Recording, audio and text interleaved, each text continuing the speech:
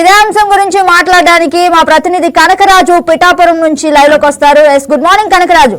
కనకరాజు చెప్పండి, అసలు ఐబొమ్మ అరెస్ట్ అనేది ఎలా స్టార్ట్ అయింది, పైరసీ దాన్ని ఎలా బయటికి తీసుకొచ్చారు, అసలు ఆ లాగిన్ ఆ లింక్ అనేది బయటికి ఎలా వచ్చిందంటారు?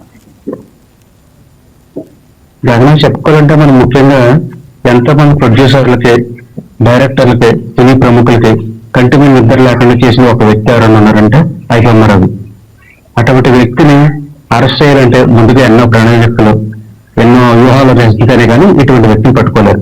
కానీ అలాంటి వ్యక్తిని ఒక సవాల్ విసిరి, అంటే మనిషిని మానసికంగా లేదా వ్యక్తిగతంగా రెచ్చగొట్టి ఒక విధంగా బయటకు వచ్చేలా చేశారు ఆ వ్యక్తిని. ఆ వ్యక్తి అదే వ్యూహం తెలియక బయటకు వచ్చి బోన్లో ఎలకలు పడడం జరిగింది. ఇదంతా చూసుకుంటే మనం ఇప్పుడు ఆయన బెయిల్ రావడం ఇంకొక క్వశ్చన్ అయింది. కానీ రాజ్యాంగం అనేది ఒకటి ఉంది, మనుషులు ఎవరైనా జీవించే హక్కు ఉంది, స్వేచ్ఛగా తిరిగే హక్కు ఉంది. అది నిరూపించడానికి కూడా ఈ బెయిల్ అవుట్ కారణం అనుకోవచ్చు. ఇదే కాకుండా ఆయన సుమారు ఈ సినిమా ఇండస్ట్రీకి 2,200 సుమారు కోట్లు ఆయన నష్టం కలిగించారని చెప్పేసి అన్నారు.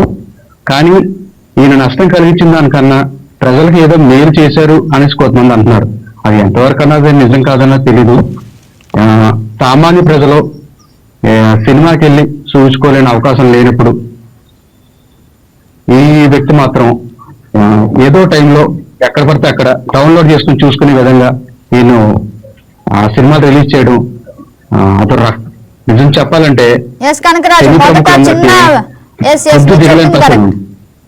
మొదటి చిన్న విచారణగా మొదలయ్యి అది పెద్ద దర్యాప్తుగా మారి ఇక అసలు 2 తెలుగు రాష్ట్రాల్లో పెద్ద సంచలనంగా మారిందని చెప్తున్నారు మీరు.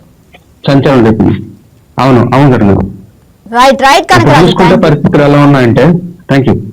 ఈ వీడియో మీకు నచ్చినట్లయితే లైక్ చేయండి, షేర్ చేయండి, మా ఛానల్ కి సబ్స్క్రైబ్ చేయండి.